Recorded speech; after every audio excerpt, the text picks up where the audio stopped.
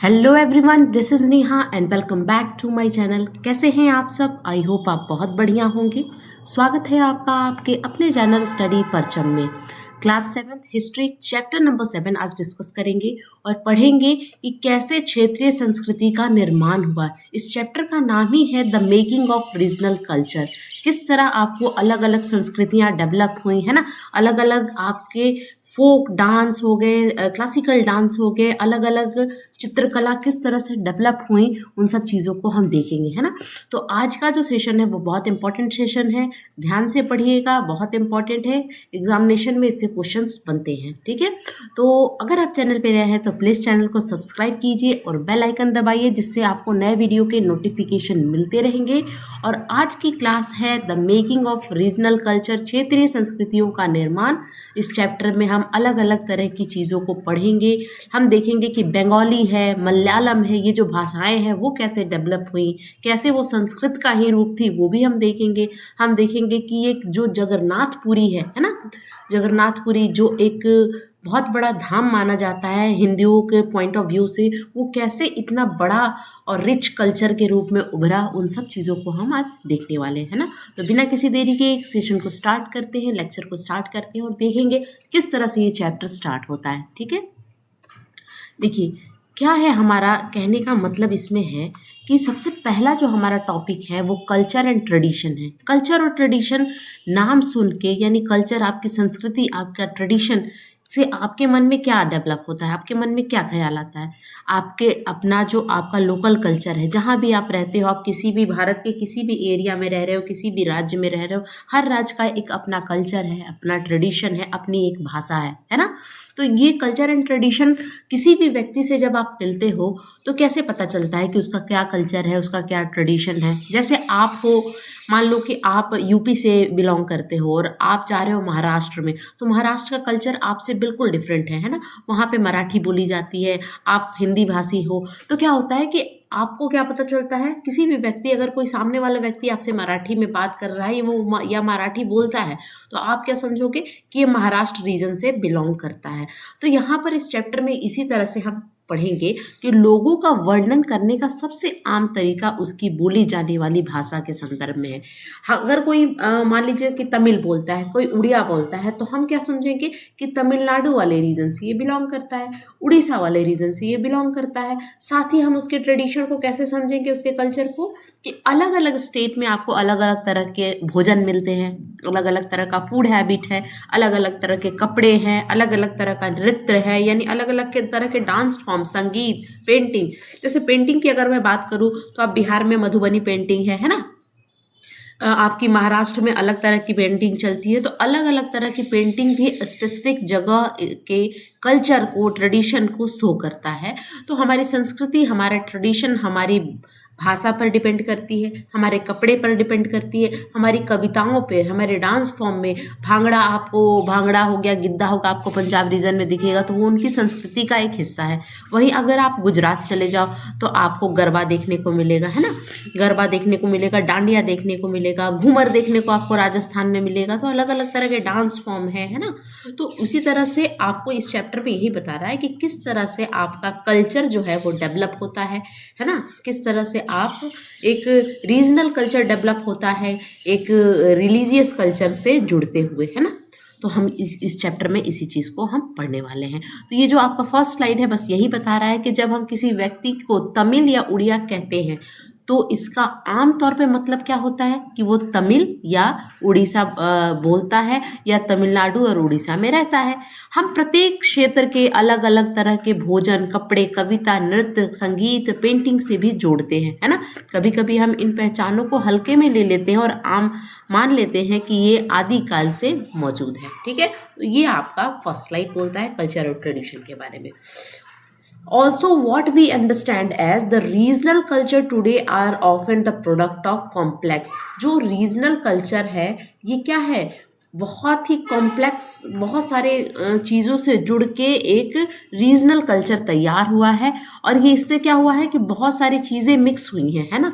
Process of intermixing of local tradition with idea, इससे आपका regional culture जो है वो डेवलप हुआ है। यानी क्या है कि लोकल ट्रेडिशन, हर जगह का क्या होता है कि जैसे मान लीजिए कि एक बिहार है ना, बिहार में एक छोटा सा एरिया है, मधुबनी की अगर हम बात करें, जहाँ पे मधुबनी पेंटिंग की हम बात करते हैं, तो वो मधुबनी पेंटिंग क्या हो गई है, ये लोकल ट्रेडिशन है और वो क्या हो गई है, बिहार की ही पेंटिंग के नाम से जानी जाती है।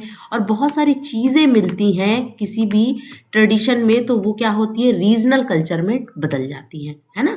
तो इस तरह से आपको देखने को इस पूरे चैप्टर में दिखेगा, from other part of the sub continent. जैसे हम देखते हैं कि कुछ परंपराएं कुछ क्षेत्र के लिए विशिष्ट प्रतीत होती हैं, अन्य सभी क्षेत्रों में समान प्रतीत होती हैं, और फिर भी कुछ अन्य किसी विशेष क्षेत्र में पुरानी प्रथाओं से निकली होती है, लेकिन ये अन्य क्षेत्र में एक नया, जैसे ये हमारे क्षेत्र के लिए पुराना है, लेकिन जब ये दूसरे क्षेत्र में जाएगा तो वहाँ के लिए ये नया हो जाएगा। ये चैप्टर हमें बता रहा है, ठीक है। चलिए, तो जितने भी कंटेंट आपको दिख रहे हैं ना, पूरे एनसीईआरटी से हैं, कहीं इधर उधर से नहीं है। मेरा पर्पस है कि आपको एनसीईआरटी को किस तरह से प्रेजेंट करूं कि आपको एनसीईआरटी इजी लगे और एनसीईआरटी समझ में आए, है ना। तो आपको एनसीईआरटी आई होप समझ में आ रही होगी कि एनसीईआरटी कहती क्या है, किस तरह से आपको एनसीईआरटी पढ़ना है, ताकि आप क्या करो कि जब भी आप देखिए, एनसीईआरटी पीडीएफ पढ़ना या बुक्स पढ़ना आपको भी आता है ना, आप छोटे बच्चे तो हो नहीं, लेकिन एनसीईआरटी को इजी कैसे बनाना है, एक एक चीज़ों को समझना कैसे है, वो आपको मैं प्रेजेंट करती हूँ यहाँ पे, ठीक है। तो देखिए, अब हमारा नेक्स्ट टॉपिक क्या बोलता है। अब यहाँ पर आपका एक नेक्स्ट टॉपिक है, the Cheras and the development of Malayalam. अब देखिए, हम कल्चर की बात कर रहे हैं, तो कल्चर का एक पार्ट है आपका लैंग्वेज, आपकी भाषा।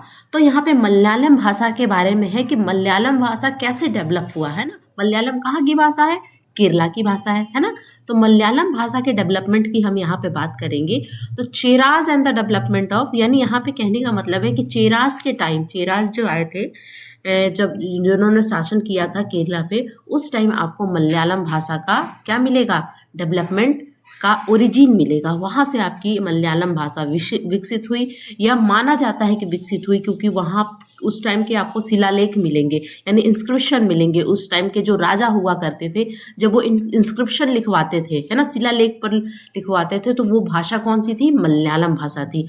आज की जो केरला की प्रेजेंट भाषा है वो कौन है, मलयालम है ना। तो चेरा और मलयालम भाषा का विकास हम इस पूरे स्लाइड में देखने वाले हैं।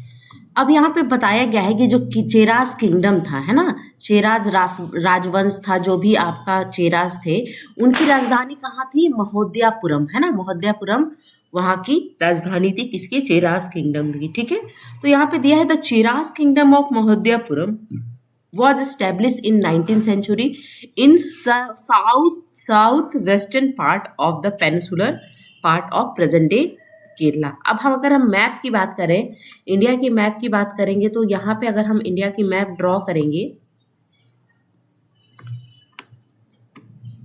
देखिए इंडिया, अगर आप जो ये ज्योग्राफी पढ़ो, हिस्ट्री पढ़ो, या आप सोशल साइंस पढ़ते हो, तो एक रफली डायग्राम आपको बनाने आना चाहिए। तो केरला कहाँ है आपका, ये वाले पार्ट में आपको केरला पड़ता है। तो अगर हम ये देखेंगे तो मैप में कहाँ पड़ेगा, साउथ और वेस्ट में पड़ेगा। ये साउथ है और ये वाला एरिया जो वेस्ट में है। तो महोदयापुरम क्या था, चेराज किंगडम का क्या था, चेराज किंगडम जो था उसका राजधानी था उसका। वहीं पे चेराज किंगडम जो है 19th सेंचुरी में डेवलप हुआ, है ना, और वो प्रेजेंट डे क्या है, केरला में है। पेनिसुलर की अगर हम बात करें, तो पेनिसुलर क्या होता है, ऐसी धरती जो 3 साइड कैसे पानी से घिरी होती है, उसको हम पेनिसुलर इंडिया के नाम से जानते हैं। ट्रायंगुलर शेप का है, ये मैंने आपको ज्योग्राफी में भी पढ़ाया है, ठीक है। तो यहाँ पे बताया जा रहा है कि यहाँ पे 2 लैंग्वेज का बोलबाला था, है ना, 2 लैंग्वेज वर डोमिनेटेड हियर। कहाँ की बात कर रहे हैं हम, केरला की बात कर रहे हैं। एक तो मलयालम, जो प्रेजेंट डे वहाँ की भाषा है, मलयालम अभी प्रेजेंट डे केरला की भाषा है, आप सभी जानते हो। और दूसरी भाषा क्या है, संस्कृत। अब आपके मन में ये ख्याल आएगा कि संस्कृत केरला में कैसे डेवलप हो गया, संस्कृत की बात यहाँ कहाँ से आई, क्योंकि मलयालम तो वहाँ की भाषा है। अब संस्कृत का कैसे जिक्र किया गया है एनसीईआरटी में, वो हम देखेंगे, है ना। It is likely that Malayalam was spoken in this area, the ruler introduce the Malayalam language and script in their inscription. यानी मैंने आपको क्या बताया कि जो चेराज किंगडम के रूलर थे, उन्होंने जब इंस्क्रिप्शन लिखवाया था, शिलालेख लिखवाया था, तो शिलालेख में जो भाषा का प्रयोग किया गया था वो कौन सी भाषा थी, वो मलयालम भाषा थी। इससे हमें क्या पता चलता है कि वहाँ पे मलयालम भाषा बोली जाती थी, कहाँ, 19th सेंचुरी की बात है केरला में, ठीक है। ऐसा लगता है कि इस क्षेत्र में मलयालम बोली जाती थी। शासकों ने अपने शिलालेख में मलयालम भाषा और लिपि का प्रयोग किया है, ठीक है। तो मलयालम का तो समझ में आया कि कैसे है वहां पे। नेक्स्ट अगर हम देखें संस्कृत कैसे है, तो one of the earliest record of regional culture written in Malayalam. अब एक चीज और मलयालम के बारे में बताई जाती है, आपकी एनसीईआरटी बता रही है कि जो one of the oldest regional culture है वो किस में लिखा गया है, मलयालम में लिखा गया है, ठीक है। अब बात करते हैं हम संस्कृत की, कि वहां पे संस्कृत कैसे एग्जिस्टेंस में आई, संस्कृत का कैसे वहां पे आपको क्या मिलता है, क्लू मिलता है कि संस्कृत भी वहां बोली जाती थी या यूज की जाती थी या उसका उपयोग किया जाता था वहां की महाकाव्य को लिखने में, ठीक है। At the same time, the Cheras also drew up Sanskrit tradition. The temple theatre of Kerala, which is traces to this period, borrows story from the Sanskrit epic. अब ये ऐसा माना जाता है कि चेरास किंगडम के जो राजा होते थे वो क्या करते थे, वो संस्कृत की एपिक को, संस्कृत के महाकाव्य को टेम्पल थिएटर में दिखाया करते थे। यानी केरला के मंदिर में रंगमंच हुआ करता था। अब भगवान से रिलेटेड या कुछ भी चीजें मंदिर के रंगमंच में दिखाया जाता था, तो उसमें संस्कृत के जो एपिक है ना, उसको लाके वहां पे दिखाया जाता था। इसका इतिहास इसी काल से जुड़ा है। संस्कृत महाकाव्य की कहानियां उधार ली जाती थी, है ना, और वहां पे दिखाया जाता था संस्कृत के महाकाव्य को। कहाँ दिखाया जाता था, टेम्पल थिएटर ऑफ केरला। याद रखिएगा, नोट कर लीजिएगा इंपॉर्टेंट पॉइंट। संस्कृत का कहाँ से मिलता है ओरिजिन, वहां के टेम्पल थिएटर में संस्कृत एपिक को, यानी वहां के केरला के मंदिर के रंगमंच में संस्कृत के महाकाव्य को दिखाया जाता था। कोई संस्कृत की स्टोरी ली और वहां पे दिखा दिया गया, है ना। जैसे आप अभी देखते हो कि आप बहुत सारी मूवी वगैरह जो आपकी हॉलीवुड की मूवी होती है, बॉलीवुड में क्या कर लिया जाता है, उसी चीज को कॉपी करके दिखा दिया जाता है, या उसी चीज को सेम आप देखोगे कि डब करके दिखा दिया जाता है। सेम इसी तरह हो रहा था। अब कैसे हमें पता चलता है, तो एक बहुत बड़ा एग्जाम्पल है, इस एग्जाम्पल को नोट जरूर कीजिएगा। लीला तिलकम की हम बात करते हैं। लीला तिलकम क्या है, dealing with grammar and poetry. यानी जो लीला तिलकम नाम की एक बुक है ना, वो किसके ऊपर थी, ग्रामर और पोएट्री के ऊपर थी। Was composed in money problem, money problem में उसको कंपोज किया गया था। लिटरली मीन्स, अब मनी प्रॉब्लम का मतलब क्या होता है, शाब्दिक अर्थ होता है डायमंड एंड कोरल्स, है ना। मनी प्रॉब्लम का मतलब होता है डायमंड्स एंड कोरल। और लीला तिलकम एक बुक है जो कि ग्रामर और पोएट्री से रिलेटेड थी, है ना, referring to the two language. अब ये जो डायमंड एंड कोरल है, मनी प्रॉब्लम, ये दो लैंग्वेज को रेफर्ड करती थी। एक थी संस्कृत और दूसरा था वहां का रीजनल लैंग्वेज। अब वहां का रीजनल लैंग्वेज क्या होना चाहिए, तो वो मलयालम ही था, है ना। तो व्याकरण और महाकाव्य से संबंधित मनी प्रॉब्लम में रचित शाब्दिक रूप से हीरे और मूंगा, यानी यहाँ पे डायमंड और कोरल्स की बात कम कहने का मतलब हिंदी में क्या कहेंगे, डायमंड मतलब हीरा, कोरल्स मतलब होता है मूंगा। दो भाषाओं से है। हीरा किसको कहा जा रहा है, संस्कृत को कहा जा रहा है। मूंगा किसको कहा जा रहा है, मलयालम को कहा जा रहा है। तो ये जो लीला तिलकम है, ये एक बुक है जो कि, अब यहाँ ध्यान से सुनिएगा, जो कि डील करती है ग्रामर और पोएट्री में, जो कि व्याकरण और महाशास्त्र पर, काव्य शास्त्र पर से रिलेटेड है। इसको लिखा गया मनी प्रॉब्लम में। मनी प्रॉब्लम का मतलब होता है हीरा और मूंगा, यानी डायमंड एंड कोरल। हीरे का मतलब संस्कृत, मूंगे का मतलब वहां की जो स्थानीय भाषा थी, स्थानीय या क्षेत्रीय भाषा को हम क्या बोलते हैं, मलयालम। ये केरला की बात है। संस्कृत कैसे डेवलप हुआ ये आपको समझ में आया होगा, ठीक है। चलिए नेक्स्ट स्लाइड देखेंगे। नेक्स्ट स्लाइड है, यहाँ पे आपको इंस्क्रिप्शन का एक फोटो मैंने लगाया है। The early Kerala inscription composed in Malayalam, जिससे हमें पता चलता है कि कैसे वहां पे 9th सेंचुरी में भी मलयालम भाषा क्या थी, एग्जिस्टेंस में थी, ठीक है ना। चलिए नेक्स्ट हम देखेंगे ruler and religious tradition the Jagannath cult, यानी शासक और धार्मिक परंपराएं, जगन्नाथ पंथ के बारे में अगर हम डिस्कस करें, तो यहाँ पर अगर जगन्नाथ पंथ की बात करते हैं, जगन्नाथ मंदिर की बात करते हैं, तो आपके माइंड में एक अच्छा सा पिक्चर डेवलप हो गया होगा जगन्नाथ मंदिर का, जगन्नाथपुरी का, है ना। तो उसकी हिस्ट्री के बारे में अगर हम देखें तो क्या कैसे वो एक बहुत बड़ा कल्चरल साइट बन गया, वो हम देखेंगे। किस तरह से एक छोटे रीजन में इन भगवान की पूजा की जाती थी, वहाँ के ट्राइब लोग इनकी पूजा करते थे, है ना, इस तरह का माना जाता है। वहाँ के छोटे जो क्षेत्रीय लोग हैं, ये वुडन भगवान की लकड़ी से बनी हुई इमेज को बनाकर उनकी पूजा करते थे, और किस तरह से वो भगवान मंदिर में आए, मंदिर का निर्माण हुआ और एक ये बहुत बड़ा रीजनल कल्चर के रूप में डेवलप हुआ, वो हम देखेंगे। चलिए स्टार्ट करते हैं जगन्नाथ कल्ट के बारे में। जगन्नाथ पंथ किस तरह से एग्जिस्टेंस में आया वो हम देखेंगे, ठीक है। यहाँ पर है कि रीजनल कल्चर ग्रू अराउंड रिलीजियस ट्रेडिशन। किस तरह से एक छोटे एरिया का, है ना, रीजनल कल्चर यानी धार्मिक ट्रेडिशन जो है, धार्मिक यानी धार्मिक कल्चर होता है, धार्मिक जो आपकी मान्यता है, किस तरह से एक रीजन कल्चर के रूप में डेवलप हुई। एक छोटे से एरिया में जगन्नाथ कल्ट की पूजा की जाती थी, भगवान जगन्नाथ की पूजा की जाती थी, लकड़ी से बने हुए भगवान बनाए जाते थे, और किस तरह से इस पूरे एरिया में एक कल्चर के रूप में डेवलप हुआ, ये चीज़ आपको समझना है, ठीक है।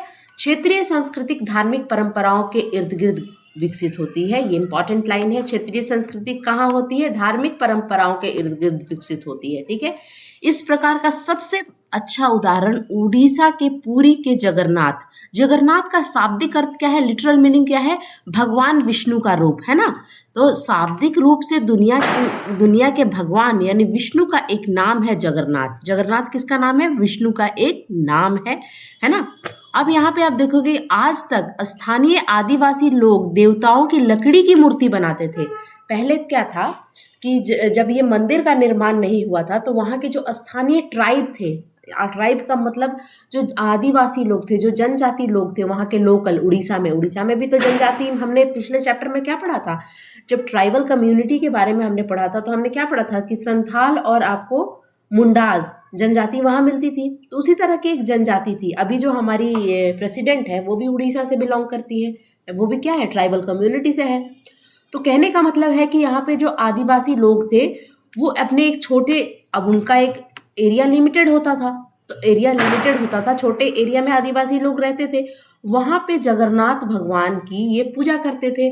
कैसे करते थे? तो लकड़ी के इमेज बना के, लकड़ी के मूर्ति बना के वो पूजा किया करते थे, जिससे पता चलता है कि देवता मूल रूप से स्थानीय देवता है, यानी वो उस स्थान के वो देवता थे, है ना। लेकिन जिसके बाद विष्णु के साथ उनका पहचान जोड़ा गया। बाद में उसके बारे में बहुत पता लगाया गया तो पता चला कि ये भगवान कोई आदिवासी के अलग से भगवान नहीं है, ये भगवान विष्णु का ही रूप है ना। तो वो धीरे धीरे जब मंदिर का निर्माण हुआ, भगवान मंदिर में स्थापित हुए, तो एक बहुत बड़ा रिलीजियस कल्चर के रूप में ये डेवलप हुआ। कौन मंदिर बनवाया, क्या क्या हुआ, वो अब हम देखेंगे, ठीक है। नेक्स्ट है इन 12th सेंचुरी। अब आ जाइए 12वीं सदी के बारे में अब पढ़ेंगे। One of the most important ruler of Ganga dynasty. Ganga dynasty जो थी, गंग डायनेस्टी भी हम कहते हैं, वो कहाँ डेवलप हुई? तो गंगा डायनेस्टी जो है, गंगा डायनेस्टी वो उड़ीसा में आपको फली फूली, ठीक है। तो गंगा डायनेस्टी के एक बहुत इंपॉर्टेंट रूलर थे जिनका नाम था अनंत वर्मन। याद रखिएगा, अनंत वर्मन ने ही पुरी का जो जगन्नाथ मंदिर है बनवाया था, ठीक है। अगर आपसे पूछा जाए कहीं भी कॉम्पिटिटिव लेवल के भी एग्जाम में कि पुरी की जो जगन्नाथ मंदिर है वो किसने बनवाया था, तो वहाँ के एक इम्पॉर्टेंट रूलर थे जो कि गंगा डायनेस्टी से बिलोंग करते थे, गंगा राजवंश से बिलोंग करते थे। उन्होंने जगन्नाथपुरी का मंदिर बनवाया था। यहाँ पे वही चीज़ लिखा हुआ है कि 12वीं शताब्दी में गंगा राजवंश के सबसे महत्वपूर्ण शासक में से एक अनंत वर्मन ने पुरी में पुरुषोत्तम जगन्नाथ के लिए मंदिर बनवाने का फैसला लिया, ठीक है। सब्सिक्वेंटली अब इसी के बाद 1230 में एक और किंग आते हैं गंगा डायनेस्टी के, जिनका नाम था अंगद भीम तृतीय, यानी अंगद भीम थर्ड। अंगद भीम नाम याद रखिएगा। Dedicated his kingdom to the deity and the proclaimed himself as the deputy of the god. अब इन्होंने और बढ़ के काम किया, एक ने मंदिर बनवा दिया, दूसरे जो 1230 के करीब में एक और किंग आए गंगा डायनेस्टी के, उन्होंने क्या किया कि पूरे अपने किंगडम, पूरे अपने राज्य को ही भगवान को समर्पित कर दिया, है ना। तो इसके बाद 1230 में राजा अंगद भीम तृतीय, याद रखिएगा 3 यहाँ पे लगेगा, है ना, ने अपने राज्य को देवता को समर्पित कर दिया कि मेरा राज्य मेरा नहीं है, ये भगवान का है, ठीक है। और खुद को भगवान का उपाध्यक्ष, यानी मैं एक उपाध्यक्ष, कहने का मतलब है कि उन्होंने क्या कहा कि मैं भगवान का क्या हूँ, मैं भगवान का एक सेवक हूँ, घोषित कर दिया, ठीक है। तो इस तरह से अब ये काम करने से जो वहाँ के लोग हैं उनको क्या लगा कि नहीं भाई, ये मतलब बहुत बड़ा मंदिर के रूप में विकसित हुआ और लोग क्या करने लगे, उस मंदिर के प्रति आस्था लोगों की बढ़ी और लोग एक बहुत बड़ा, अभी आप 4 धामों में से एक माना जाता है जगन्नाथपुरी का टेम्पल, वो आज आप देख सकते हो, है ना।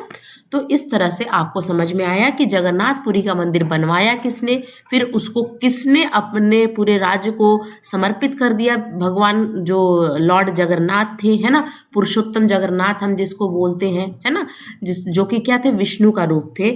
और वहाँ पे कौन कौन से भगवान की पूजा की जाती है वो भी हम अभी आगे पढ़ेंगे, ठीक है। जैसे जैसे मंदिर तीर्थ यात्रा के केंद्र के रूप में महत्व प्राप्त करता गया, सामाजिक और राजनीतिक मामलों में भी इसका अधिकार बढ़ता गया। अब देखिए, कोई भी क्या होती है ना, मंदिर क्या होती है, या मंदिर हो गया या कोई भी धार्मिक प्लेस जो होता है ना, धार्मिक जो प्लेस होता है, वहाँ के लोगों की इमोशन से जुड़ा होता है ना। तो जैसे क्या होता है कि अगर किसी को किसी जनता का विश्वास आपको प्राप्त करना है ना, जनता का विश्वास अगर आपको प्राप्त करना है तो आपको मंदिर के लिए काम करना पड़ेगा, मंदिर पे कंट्रोल डेवलप करना पड़ेगा, है ना। तो ये अभी ऐसा नहीं है कि अभी अभी अभी अब अयोध्या की अगर आप बात कर लो तो अयोध्या क्या है, लोगों के इमोशन से जुड़ा हुआ था, तो सरकार ने क्या किया, अयोध्या के लिए बहुत काम किया, है ना। तो वही चीज यहाँ पर भी आपको देखने को मिली कि सामाजिक और राजनीतिक मामलों में भी इसका अधिकार बढ़ता है ना। तो उड़ीसा पर विजय प्राप्त करने वाले सभी लोग, जैसे मुगल ने भी विजय प्राप्त की, मराठे भी किए और ईस्ट इंडिया कंपनी भी उड़ीसा में आई, उन्होंने क्या किया कि अगर यहाँ के लोगों को अट्रैक्ट करना है, अगर यहाँ के लोगों पर राज्य करना है, यहाँ के लोगों पर कंट्रोल डेवलप करना है, तो आपको क्या करना पड़ेगा, वहाँ के मंदिर पर नियंत्रण स्थापित करना होगा, वहाँ के मंदिर के लिए आपको काम करना होगा। उन्हें लगा कि इससे उनका शासन स्थानीय लोगों में स्वीकार हो जाएगा, है ना। तो यहाँ के लोग स्वीकार कर लेंगे, ये इस चीज की बात की गई। यह जगन्नाथ टेम्पल का इमेज है, आप देख सकते हो।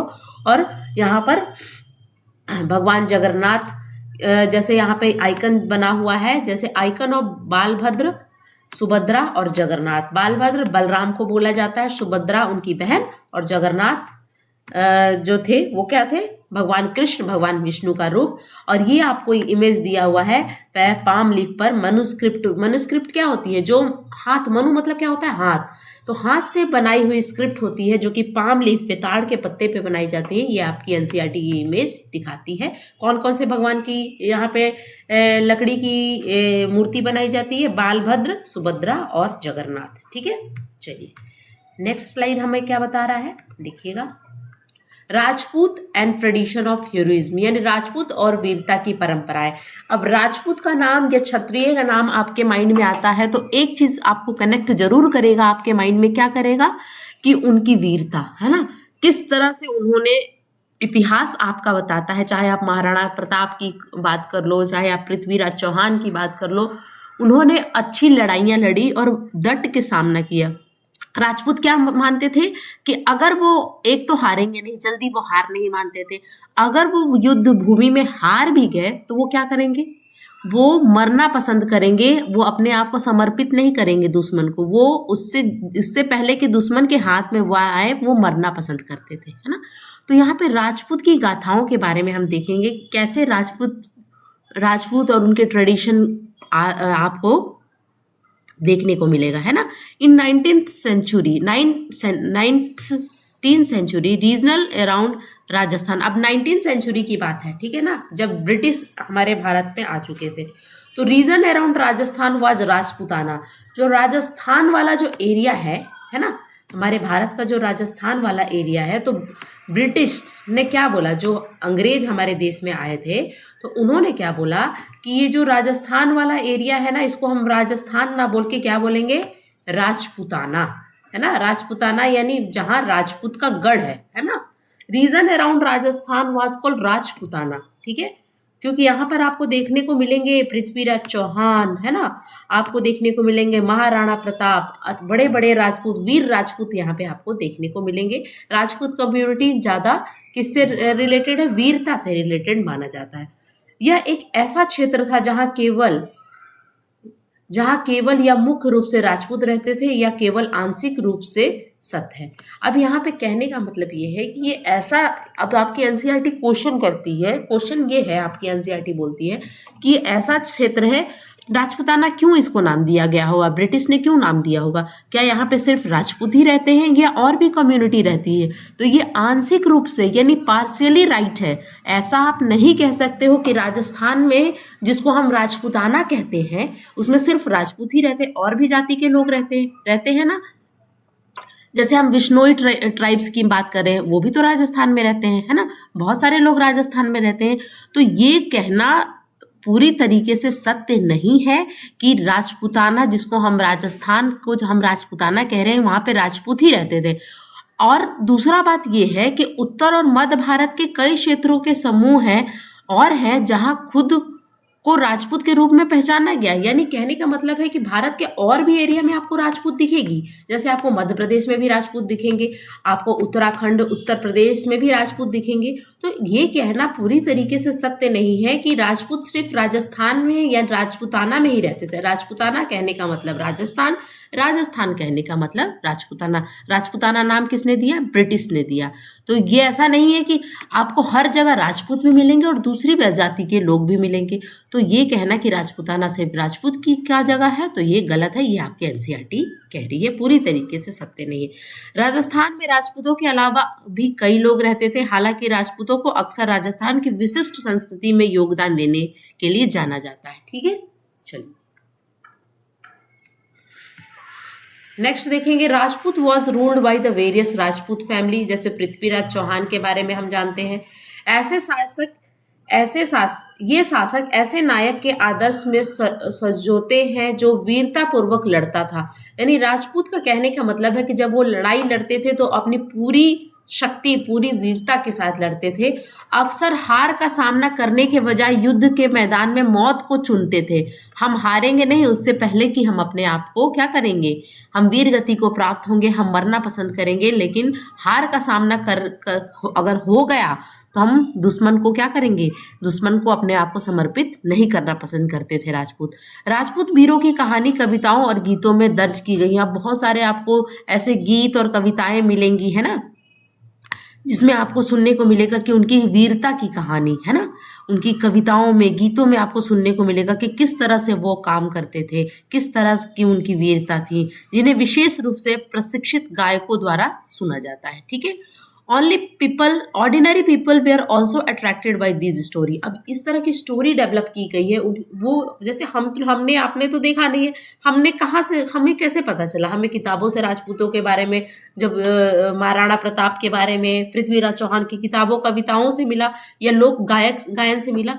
तो इस तरह से वो गाया जाता था ना कि आम लोगों में क्या करता था, आम लोगों को अट्रैक्ट कर देता, आम लोगों को क्या कर देता था, उत्तेजित कर देता था कि वाह क्या वीर थे वो लोग, है ना। तो वो with often depict dramatic situation and range of strong emotion. अब जो राजपूत होते थे उनमें क्या क्या कैरेक्टरिस्टिक था? वो लॉयल होते थे, वो फ्रेंडशिप करना अच्छा जानते थे, लव, वेलर, एंगर यानी वफादार होते थे, दोस्ती करते थे, प्यार था उनमें, वीरता था, क्रोध था, हर इमोशन उनमें कूट कूट के भरा हुआ था। ये राजपूत के बारे में आपकी एनसीईआरटी बता रही है। ठीक है। अब देखिए राजपूत के जो मेन पुरुष लोग थे राजपूत कम्युनिटी के, वो तो वीरता करते थे, साथ में विमेन जो होती थी वो भी अपनी वीरता का क्या करती थी, प्रदर्शन करती थी। कैसे करती थी? मान लीजिए कि युद्ध में हार हो गई, राजा की हार हो गई, तो वो क्या करती थी, वो सती प्रथा, अगर युद्ध में अगर किसी राजपूत राजा या किसी राजपूत की डेथ हो गई तो वो सती हो जाती थी, है ना। या यहाँ पे लिखा है कि महिलाओं के जीवन और मृत्यु दोनों में भी अपने वीर पतियों का अनुसरण करते हुए भी दर्शाया गया है। जैसे क्या करती थी, या तो वो सती हो जाती थी, विधवा हो गई तो क्या हो गई कि जैसे पति मर गया तो या तो वो जौहर करती थी। आपने देखा होगा पद्मावत मूवी में कि किस तरह से जब राजा जो थे, डेथ हो जाती है राजा की, तो पद्मावती क्या करती हैं, अपने आप को आग में समर्पित कर दिया करती थी, है ना, कि नहीं हम दुश्मन के हाथ, दुश्मन को छूने तक नहीं देंगे, दुश्मन की परछाई तक हमारे पास नहीं आ सकती। वो अपने आप को आग को समर्पित कर देती थी, जिसको हम जौहर कहते हैं, है ना। या सती प्रथा, अगर पति की मतलब पति का अंतिम संस्कार हो रहा है तो वो वहां जाके बैठ जाती थी और सती हो जाया करती थी। तो वो भी वीरता का प्रदर्शन करती थी राजाओं के साथ या राजपूत कम्युनिटी के लोगों के साथ। वहाँ की महिलाएं भी उसी तरह का वीरता का प्रदर्शन करती थी। ये आपकी एनसीईआरटी बताती है। ठीक है, समझ में आ रही है बात।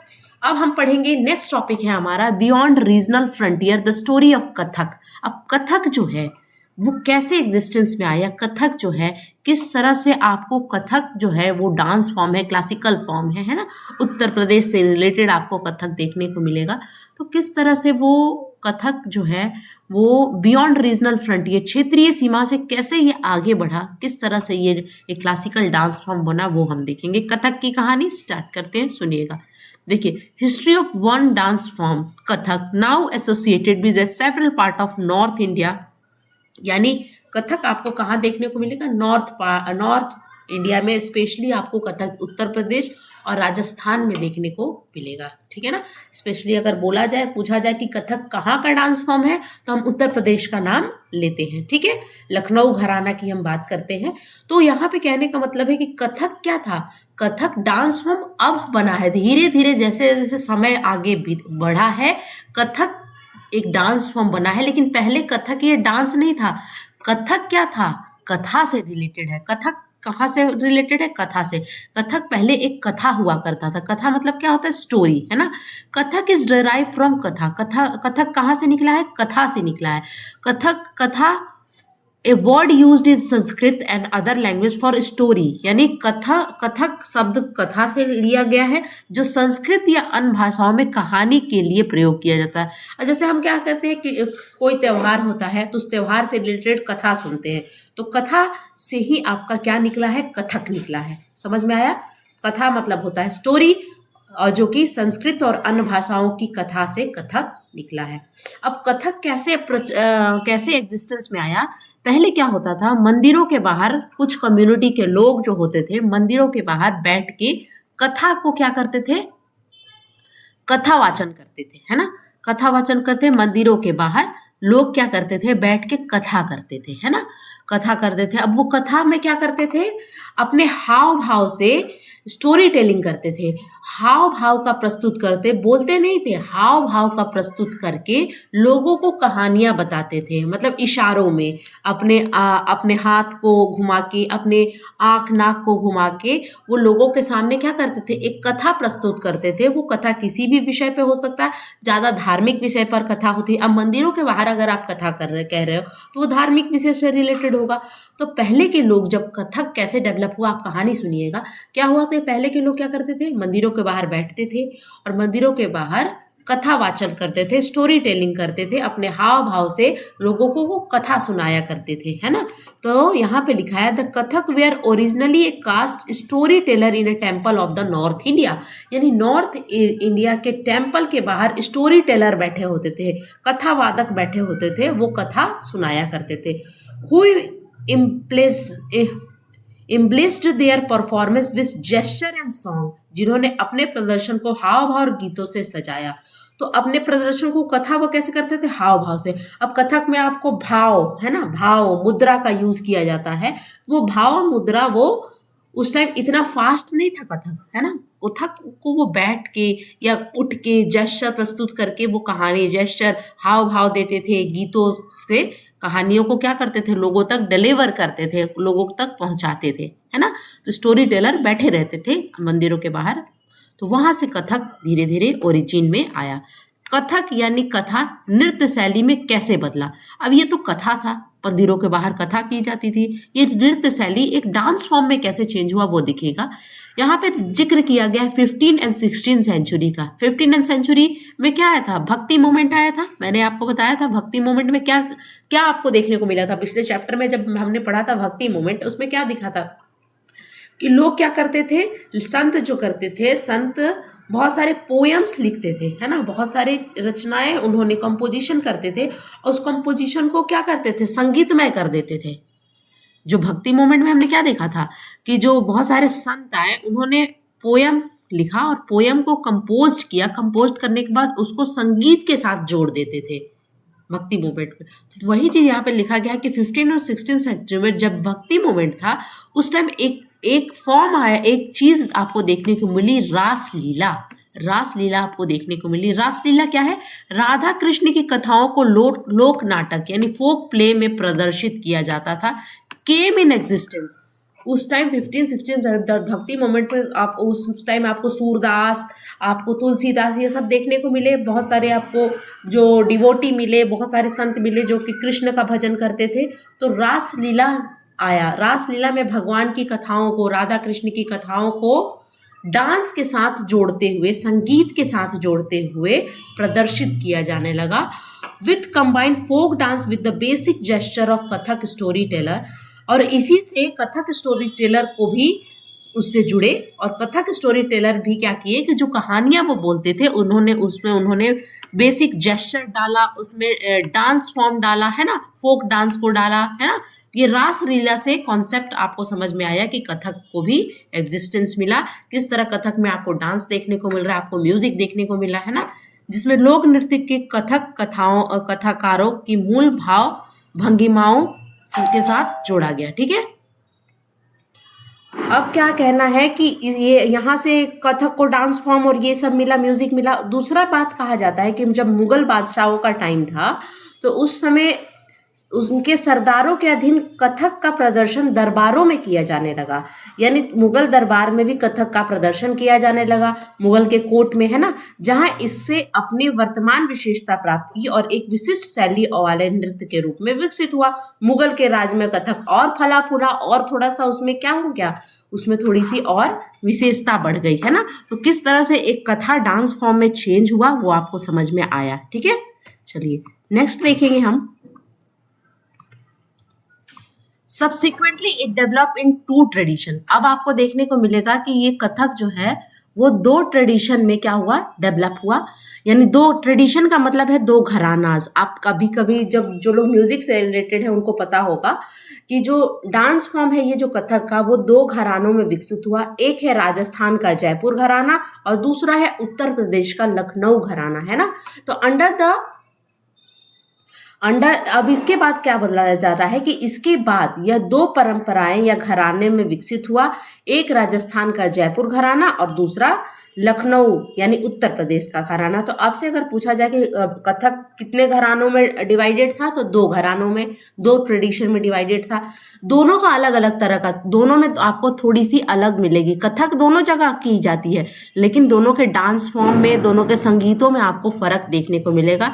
जयपुर घराना, लखनऊ घराना, याद रखिएगा। ठीक है, अब यहाँ पे अवध के अंतिम नवाब की बात की जा रही है। कौन थे? नवाब वाजिद अली शाह के संरक्षण में यह प्रमुख कला के रूप में विकसित हुआ। यानी यहाँ पे जब अवध यानी लखनऊ से हम रिलेट करते हैं, उनके जो आखिरी नवाब थे जिनका नाम था वाजिद अली शाह, उनके संरक्षण में, उनकी देखरेख में ये अलग तरीके से फला फूला, है ना। अब फीचर ऑफ कथक की बात करेंगे कि कथक की विशेषता क्या होती है। तो देखिए, intricate and rapid footwork, elaborate costume as well as enactment of story। यानी यहाँ पे कथक जब हम करते हैं, है ना, कथक आपने देखा होगा जब लोग कथक करते हैं तो उनके जो पैरों की तीव्रता बहुत ज़्यादा होती है, वो बहुत तेजी से वो अपने पैरों को चलाते हैं, है ना। तो जटिल और तीव्र पदचाप, विस्तृत वेशभूषा साथ ही कहानियों का अभिनय करते हैं। मतलब अपने हाव भाव से आपको एक स्टोरी समझाते हैं, है ना। तो वो चीज़ आपको कथक में देखने को मिलेगा कि बहुत जो फुट स्टेप होते हैं वो बहुत फास्ट होते हैं, है ना। कॉस्ट्यूम अलग तरह की आपको देखने को मिलेगी, अलग तरह की वेशभूषा देखने को मिलेगी, है ना।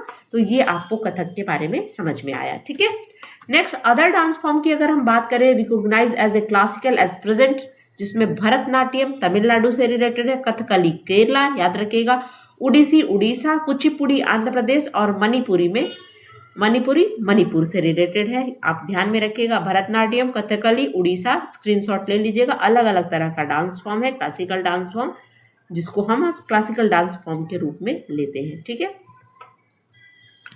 अब यहाँ पे आपका क्या बोल रहा है कि painting for the patrons, the tradition of miniature. अब हम यहाँ पे बात करेंगे मिनिएचर पेंटिंग। मिनिएचर पेंटिंग क्या होती थी? मिनिएचर का मतलब होता है स्मॉल साइज्ड, है ना। Miniature as they very name suggested are small size painting generally done in water colour और ऑन क्लॉथ और पेपर। देखिए मिनिएचर पेंटिंग का मतलब क्या है, बहुत छोटे आकार में पेंटिंग बनाई जाती थी। आप यहाँ पे दो पेंटिंगों का इमेज देख सकते हो, एक छोटे छोटे आकार में किस तरह से बेहतरीन आपको चित्रकला देखने को मिलेगी। तो मिनिएचर पेंटिंग की बात हम तो miniature painting as their very suggested, small size painting को हम मिनिएचर पेंटिंग कहते हैं। बनाया किससे जाता था, वाटर कलर पे से बनाया जाता था, और किस पे बनाया जाता था, क्लॉथ पे और पेपर पे, यानी कपड़े और पेपर पर मिनिएचर पेंटिंग बनाई जाती थी, जिसमें वाटर कलर का यूज किया जाता था। और ऐसे वाटर कलर का यूज किया जाता था जिसमें कितने पक्के रंग है आप देख सकते हो, और बहुत पुरानी पेंटिंग का इमेज है यहाँ पर। तो मिनिएचर पेंटिंग का ट्रेडिशन कैसे आया वो हम देखेंगे, कैसे फला फूला वो आपको बताया गया है। ठीक है, चलिए नेक्स्ट है at the time of Mughal empire. Mughal empire के टाइम पे, मुगल राजवंश के टाइम पे क्या देखने को मिला कि पेंटिंग में क्या क्या दिखाया जाता था। तो पेंटिंग में आपको कोर्ट के सीन दिखाए जाते थे, बैटल सीन दिखाया जाता, लड़ाई के मैदान का था, हंटर कैसे हंटिंग एंड गैदरिंग राजा करते थे उसको दिखाया जाता था, और भी लाइफ के अलग अलग पहलुओं को दिखाया जाता था। अर्ली मिनिएचर, जो पहले मिनिएचर बनाए जाते थे तो उसको बनाए जाते थे पाम लीफ पर, है ना, पाम के लीफ पर बनाए जाते थे। जैसे एग्जाम्पल में आप जैन आर्ट्स टेक्स्ट की बात करेंगे, जैन के जो टेक्स्ट होते थे वो उस पर जब पेंटिंग बनाई जाती थी तो वो पाम लीफ पर बनाई जाती थी, है ना। लेकिन बाद में इसको किस पे बनाया गया, कपड़े पर और पेपर पे बनाया गया, है ना। और किस कलर का यूज किया जाता था, वाटर कलर का यूज किया जाता था। ठीक है, चलिए मुगल साम्राज्य के पतन के साथ कई चित्रकार उभरते क्षेत्रीय राज्यों के दरबार में चले गए। अब क्या होगा कि मुगल साम्राज्य का जब पतन हो रहा था तो बहुत बड़े बड़े चित्रकार थे, है ना, जो कि मिनिएचर पेंटिंग बनाते थे, जो कि मिनिएचर पेंटिंग बनाया करते थे। तो वो क्या हुआ कि मुगल साम्राज्य पतन हो रहा था तो क्षेत्रीय क्या होता है कि जब मुगल एक बड़ा साम्राज्य था उसका पतन होने लगा तो उसके अंदर में बहुत छोटे छोटे क्या होते थे, राज्य होते थे। तो वहां उन्होंने पलायन किया, है ना, वो उनके दरबार में चले गए।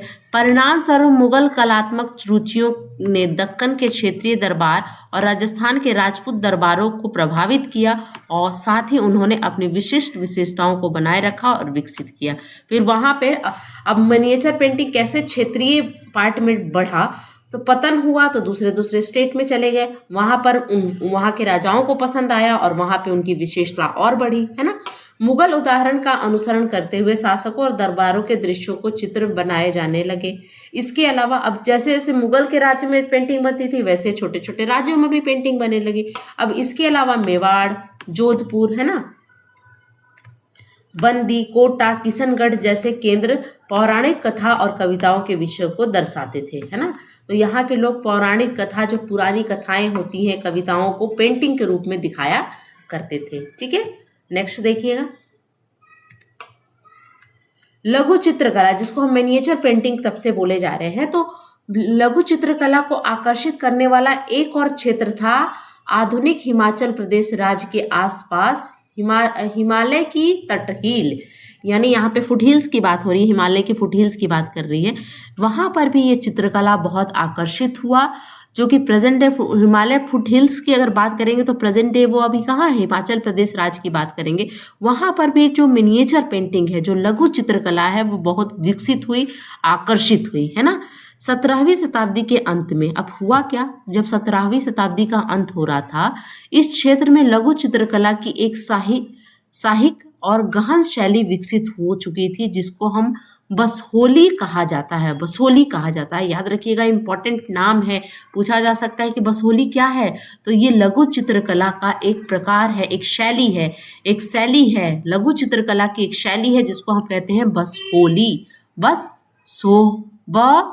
सोहली, है ना, बसोहली। ठीक है, यह चित्रित किया जाने वाला सबसे लोकप्रिय पाठ भानुदत्त की रसमंजरी थी, है ना।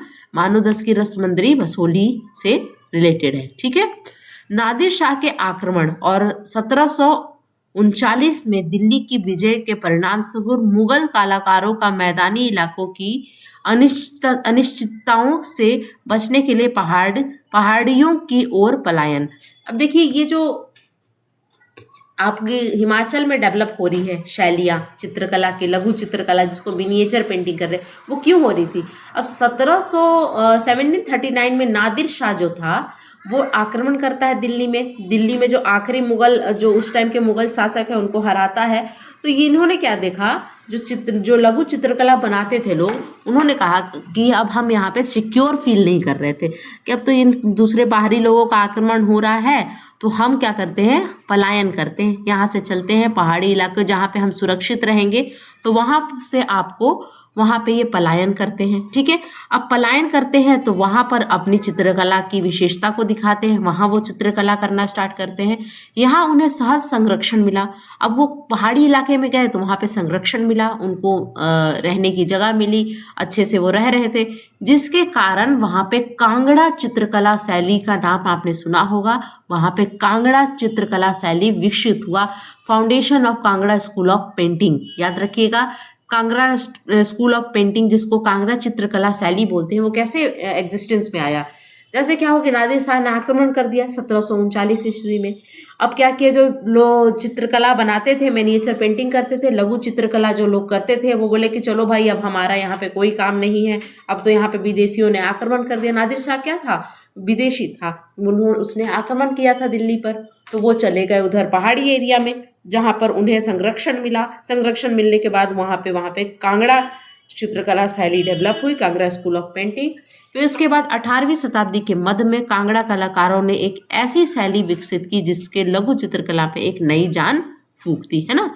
प्रेरणा का स्रोत वैष्णव परंपराएं थी, है ना। शांत नीले और हरे रंग की सहित कोमल रंग और विषयों का एक गीतात्मक उपचार कांगड़ा चित्रकला की विशिष्ट बनाता है, यानी नीले और हरे रंग इसमें भरे जाते थे, ठीक है। अब यहाँ पे क्या हुआ कि इतना ये विकसित हो गया कि आम महिलाएं और पुरुष ने भी पेंटिंग बनाई, ठीक है। आम लोग जो थे उन्होंने भी पेंटिंग बनाई, जैसे बर्तनों पर, दीवालों पर, फर्श पर, है ना। कलाकृतियां को जो कभी कभी बची रही, उन्हें लघु चित्रकला के विपरीत, जिन्हें सदियों से महलों में सावधानी से संरक्षित किया गया था। अब जो आपको पेंटिंग देखने को मिली है उसको संरक्षित किया गया था, इसलिए आपको देखने को मिल रहा है, ठीक है। तो आम लोगों तक भी ये प्रचलित हो गया, पहले पर्टिकुलर लोग बनाया करते थे। अब यहाँ पे एक आपको मिनिएचर प्रिंटिंग है कोटा की, महाराणा राम सिंह द्वितीय प्लेइंग होली, होली खेल रहे हैं ना, राजपूत मिनिएचर कोटा का ये इमेज है। नेक्स्ट है a closer look Bengal, the growth of regional language. अब बंगाल के बारे में हम बात करेंगे कि किस तरह बंगाल में बंगाली भाषा विकसित होता है और कैसे विकसित होता है वो हम देखेंगे। बंगाल का क्लोजर लुक लेना है। बंगाल में एक क्षेत्रीय भाषा का विकास। बंगाली डेराइव फ्रॉम संस्कृत, क्या आपको पता है कि बंगाली कैसे डेराइव हुआ है, कहाँ से निकला है? तो बंगाली भी संस्कृत से निकला है, ठीक है। इवॉल्व थ्रू सेंचुरी, बहुत सेंचुरी में वो क्या हुआ, बहुत सारे लोगों का प्रभाव, अलग अलग सेंचुरी में अलग तरह के प्रभाव पड़े, जिससे आपको आज की जो बंगाली भाषा है वो देखने को मिलती है, लेकिन ये संस्कृत से ही डेवलप हुई है, याद रखिएगा, ठीक है। अब यहाँ पे कैसे कैसे चेंजेस आए, कौन कौन आए वो हम देखेंगे। From 14th and 13th century, 4th and 3rd century की बात हो रही है, 14 नहीं sorry 4th and 3rd century की बात हो रही है। Commercial ties begin to develop between Bengal and Magadh. अब कमर्शियल टाई स्टार्ट हुआ, यानी 4वीं शताब्दी के दौरान। उसके बाद बंगाल और देखिए यहाँ पे 3रे और 4थे सेंचुरी में क्या हुआ, मगध और बंगाल के बीच में कमर्शियल लेन देन स्टार्ट हुआ, डेवलप हुआ, तो वहाँ पे चेंजेस देखने को मिला। हो सकता है कि उस टाइम संस्कृत वहाँ पे डेवलप हुआ होगा, ठीक है। और उस धीरे धीरे अलग अलग शासकों के इंटरफेरेंस से यहाँ पे बंगाली डेवलप हुई, ठीक है। 4वीं शताब्दी के दौरान गुप्ता शासकों ने उत्तर बंगाल पर राजनीतिक नियंत्रण स्थापित किया। इससे क्षेत्र में ब्राह्मणों को बसना शुरू किया। अब देखिए जो गुप्ता रूलर थे 4वीं शताब्दी में, उन्होंने वहाँ पे नियंत्रण स्थापित किया था और ब्राह्मणों को वहां पे बसाया था। तो ब्राह्मण क्या बोलते थे, ब्राह्मण की भाषा क्या होती थी, संस्कृत होती थी, तो इसलिए वहां पे संस्कृत डेवलप हुई, ठीक है। 7th सेंचुरी में चाइनीज ट्रैवलर, है ना, 7th सेंचुरी में Zhuangzhang observed that language related to the Sanskrit. अब यहाँ पे बताया गया है कि क्योंकि 7th सेंचुरी में एक चाइनीज ट्रैवलर आया था, उसने क्या दिखाया कि यहाँ पे एक लैंग्वेज है जो कि संस्कृत से रिलेटेड बोली जाती है ना। उसने ऑब्जर्व किया कि ये संस्कृत लैंग्वेज ही है, ठीक है। फ्रॉम 8th सेंचुरी की बात करेंगे, Bengal become the centre of regional kingdom under the Palas were in use all over the Bengal. अब यहाँ पे पालाज के बारे में भी कि उनका भी यहाँ पर प्रभाव रहा, तो किस तरह से पीढ़ी दर पीढ़ी यहाँ पर आपको देखने को मिलेगा कि कौन कौन लोग आए, किस तरह से संस्कृत चेंज हुआ बंगाली में, वो आपको देखने को मिलेगा। Between 14th and 16th century Bengal was ruled by sultan who were independent of ruler in Delhi. अब आपको 14 और 16 सेंचुरी में सुल्तान के रूल में था, है ना, वहाँ के सुल्तान अलग थे जो कि दिल्ली के सुल्तान से अलग थे, है ना। अब 1586 ईस्वी के बाद है, when Akbar conquered Bengal it inform the nucleus of the Bengal subah while Persian was language of the administration, Bengali develop as a regional language. अब 1586 की बात है, जब अकबर ने बंगाल पर विजय प्राप्त की तो यह बंगाल सूबा का एक केंद्र था, है ना। जब फारसी प्रशासन की भाषा थी, और उस टाइम जब शासनकाल में कौन सी प्रशासन की भाषा कौन थी, फारसी थी, और बंगाली वहाँ की क्षेत्रीय भाषा में विकसित हुई, है ना। वास्तव में 15वीं शताब्दी तक बंगाली बोले जाने वाली समूह का एक आम साहित्यिक भाषा द्वारा एकजुट हो गए, जो क्षेत्र के पश्चिमी भाग में बोले जाने वाली भाषा पर आधारित थी, जिसे हम पश्चिम बंगाल के रूप में जानते हैं। अब यहाँ पर देखिए बात क्या हुई, इस तरह से ये अनुमान लगाया जा रहा है कि इनका प्रभाव आया, इनका प्रभाव हुआ, उससे संस्कृत वहाँ पे बोली जाती थी। ब्राह्मण आया तो जिसके कारण संस्कृत वहाँ पे बोले जाने लगी। चाइनीज ट्रैवलर आया, उसने भी बोला कि संस्कृत बोली जाती थी। लेकिन एक बंगाल का एक पर्टिकुलर रीजन था जिसको हम पश्चिम बंगाल कहते हैं, यहाँ पे लिखा हुआ है, देखिए अभी भी हम पश्चिम बंगाल ही बोलते हैं। पश्चिमी भाग, है ना, पश्चिमी भाग में एक क्षेत्रीय भाषा थी जो कि क्या थी, बंगाली, है ना। पश्चिमी भाग में एक क्षेत्रीय भाषा थी जो क्या थी, बंगाली, जिससे हम पश्चिम बंगाल के रूप में जानते हैं अभी प्रेजेंट डे में। वो भाषा पूरे बंगाल में क्या होगी, डोमिनेट कर गई, है ना। यहाँ पे Bengali is derive from Sanskrit, it passes through the several stage of evolution. तो माना जाता है कि संस्कृत से ही स्थानीय भाषाओं से मिल के ये बंगाली बनी है, ठीक है। नेक्स्ट देखिएगा, अर्ली बंगाली लिटरेचर डिवाइडेड। अब जो बंगाली लिटरेचर है उसको 2 पार्ट में डिवाइड किया गया है, तो यहाँ पे भूला जा रहा है कि अर्ली बंगाली लिटरेचर में बी डिवाइडेड इनटू 2 कैटेगरी। एक 2 कैटेगरी में बंगाली लिटरेचर है, एक तो संस्कृत में है और अदर इंडिपेंडेंट है संस्कृत से। अदर इंडिपेंडेंट है संस्कृत में से, तो वो किस भाषा में होगी, वो बंगाली भाषा में होगी, है ना। तो बंगाली लिटरेचर आपको 2 भाषा में दिखेगी, जो पुरानी बंगाली भाषा है, एक तो संस्कृत में दिखेगी और दूसरी आपको बंगाली में दिखेगी। First include translation of Sanskrit epic. पहला जो बंगाली भाषा है वो संस्कृत से ट्रांसलेट किया गया है, जिसको हम बोलते हैं मंगल काव्य, ठीक है ना। पहला जो एपिक है, पहला जो उनका लिटरेचर है जिसको हम मंगल काव्य बोलते हैं, वो संस्कृत से ट्रांसलेट किया गया है, डिराइव्ड किया गया है ना। Literally auspicious poem dealing with the local diets. अब मंगल काव्य में क्या लिखा गया था, वहाँ पे पोएम लिखा गया था, वहाँ के लोकल भगवान के बारे में को बताते हुए पोएम लिखे गए थे, है ना। और bhakti literature such as biography of Chaitanya Dev, the leader of Vaishnava bhakti movement, है ना। और क्या लिखा गया था, भक्ति लिटरेचर लिखा गया था जिसमें चैतन्य देव की बायोग्राफी लिखी गई थी। चैतन्य देव थे कौन, तो वैष्णव भक्ति मूवमेंट के लीडर थे चैतन्य देव। यहाँ याद रखिएगा, चैतन्य देव, वैष्णव भक्ति मूवमेंट जब स्टार्ट हुआ था उसके लीडर कौन थे, चैतन्य देव। उनकी भी बायोग्राफी लिखी गई थी, है ना, भक्ति लिटरेचर में, बंगाल के भक्ति लिटरेचर में, ठीक है। तो प्रथम संस्कृत महाकाव्य मंगल काव्य शाब्दिक रूप से शुभ कविता स्थापित देवताओं से संबंधित थी और भक्ति साहित्य जैसे वैष्णव भक्ति आंदोलन के नेता चैतन्य देव की जीवनी के अनुवाद शामिल है, ठीक है ना। तो पहला जो लिटरेचर है वो संस्कृत से मिलता है और दूसरा आपको दिखने को मिलेगा यहाँ पे सेकंड है नाथ लिटरेचर। ये संस्कृत, ये आपका पूरा बंगाली में है। Such a song of song of Manayamati and Gopi Chand, story concerning the worship of Dharma Thakur and fairy tale, folk telling and ballad. यानी मानामाती, गोपी चंद और धर्म ठाकुर नाथ तपस्वी थे, है ना, इनकी स्टोरी है। नाथ लिटरेचर में किनकी स्टोरी है? मयनामती, गोपी चंद और धर्म ठाकुर की स्टोरी है। उसमें कहानियां लिखी गई हैं, है ना, जो कि बंगाली लैंग्वेज में है और second form of Bengali literature इसको माना जाता है। जो इस तरह की योग साधना करते थे, यह विशेष गीत जिसे अक्सर बजाया करते थे, जो बताया गया है कि कैसे मनामती नामक रानी ने अपने बेटे गोपी चंद को कई तरह की बाधाओं का सामना करते हुए तप का मार्ग अपनाने के लिए प्रोत्साहित किया। धर्म ठाकुर एक लोकप्रिय क्षेत्रीय देवता है जिन्हें अक्सर पत्थर या लकड़ी के टुकड़े के रूप में पूजा जाता है। तो आपको अगर पूछा जाए कि नाथ लिटरेचर किससे रिलेटेड है, अब इतना कहानी जो मैंने आपको बता दी, तो आपको समझना होगा कि बताया क्या मैम ने। तो आपको ये समझना है कि नाथ लिटरेचर बंगाली लिटरेचर से रिलेटेड है और नाथ लिटरेचर में आपको मान्यामती, गोपीचंद और धर्म ठाकुर की कहानी है। मान्यामती एक वहाँ की क्या थी, रानी थी, जिन्होंने अपने बेटे गोपीचंद को ये बताया था कि आपको बाधाओं का सामना कैसे करना है, कैसे तप के मार्ग पे जाना है। और दूसरे थे धर्म ठाकुर, ये वहाँ के लोकल देवता थे जिनको लकड़ी के टुकड़े या पत्थर के टुकड़े पर पूजा जाता है। ठीक है, चलिए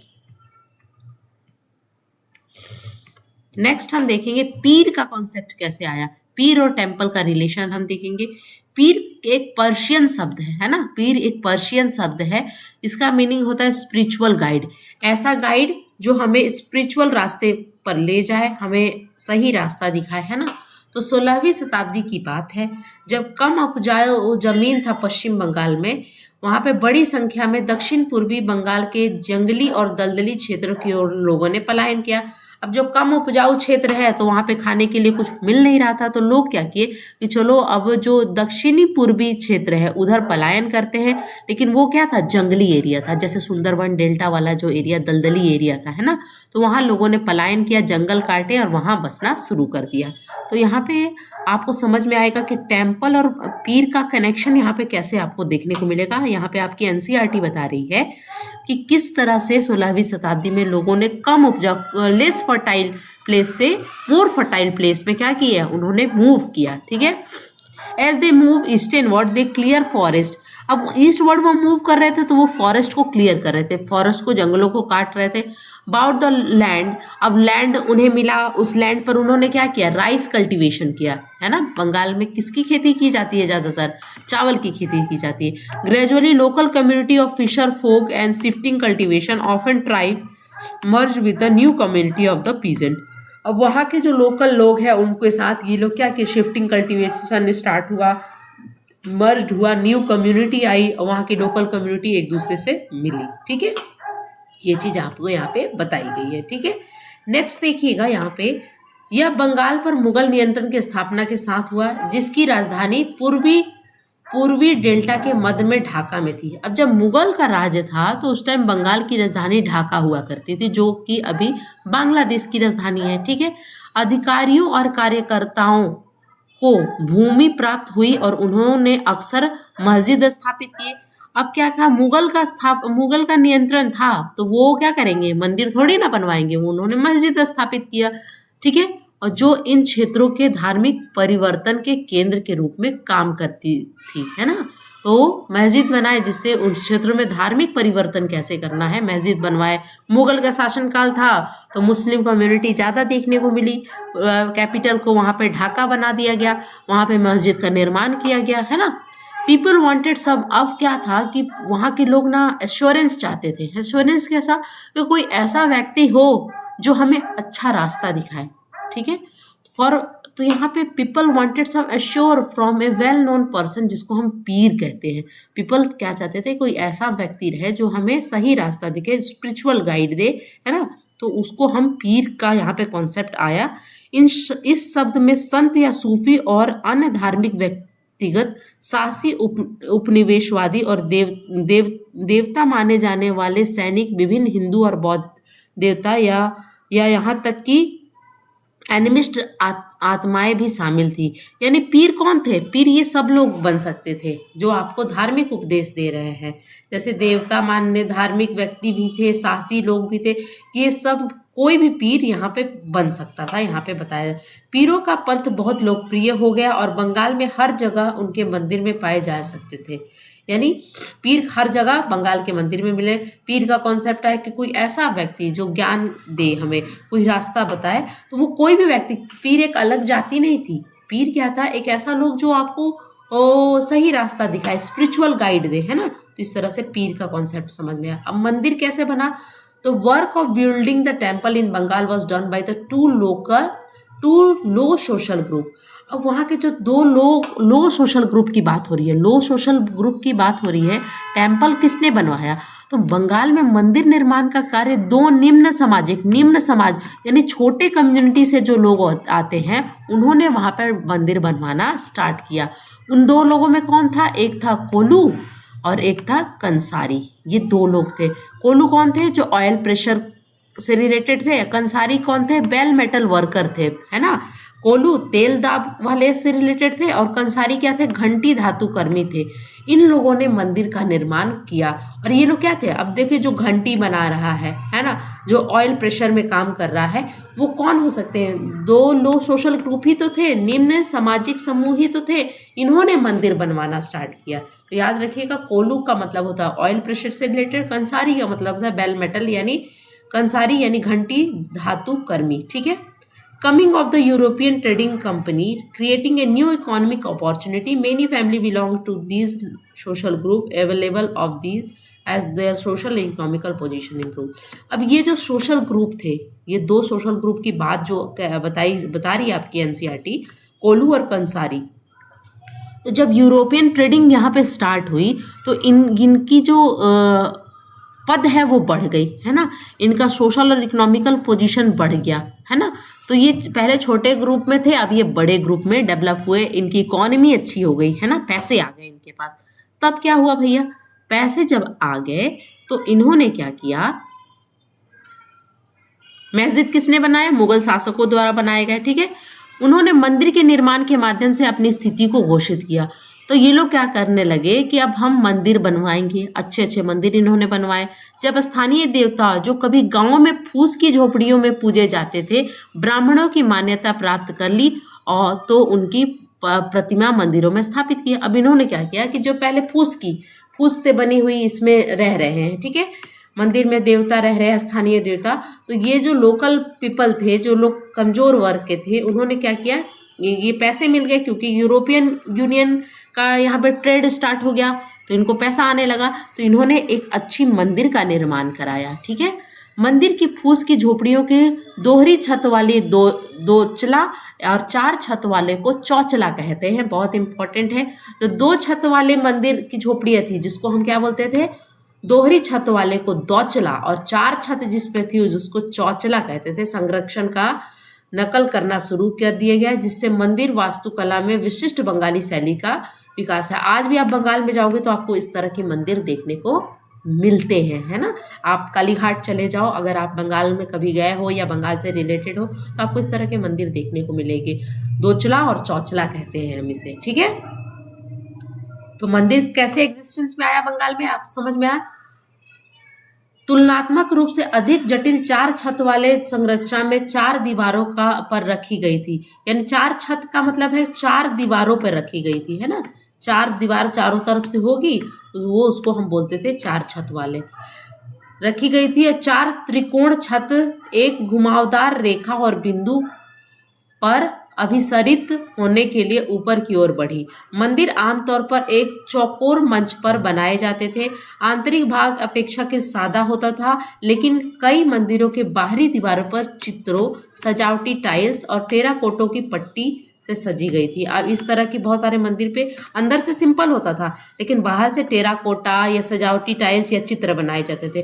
कुछ मंदिर में विशेष रूप से पश्चिम बंगाल के बांकुरा जिले, अब एक मंदिर का एग्जाम्पल यहाँ पे दिखा है कि पश्चिम बंगाल का बांकुरा जिले में विष्णुपुर जगह में सजावटी उत्कृष्ट उच्च स्तर पर पहुंचा, है ना। ये आपको एग्जाम्पल दिया गया है। नेक्स्ट देखिएगा, अब वहाँ के बंगाल के लोगों का जो ये फिश है ना, कैसे फूड बन गया। आज भी अगर आप बंगाली से मिलो तो बंगाली लोग माछ भात पर बहुत जोर देते हैं। फिश वहाँ के खाने का बहुत इम्पोर्टेंट आप बोल सकते हो हिस्सा है, बहुत ही ज़्यादा इम्पोर्टेंट पार्ट है फिश उनके खाने का।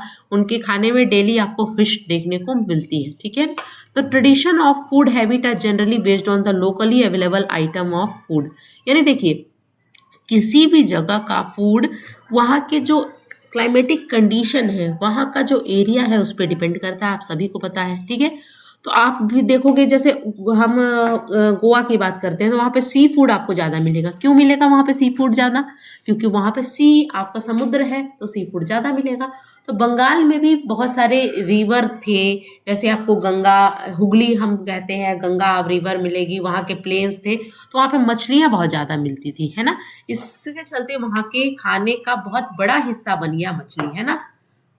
Understandably, these two items figure prominently in the menu of the even poor Bengali. अब यहाँ पे Bengal is the riverine plain था, है ना, उपजाऊ जमीन थी रिवर वाली, which produce plenty of rice and fish. तो रिवराइन प्लेन था, उपजाऊ जमीन थी, तो बहुत ज़्यादा वहाँ पे फिश भी मिली और राइस का भी कल्टीवेशन हुआ।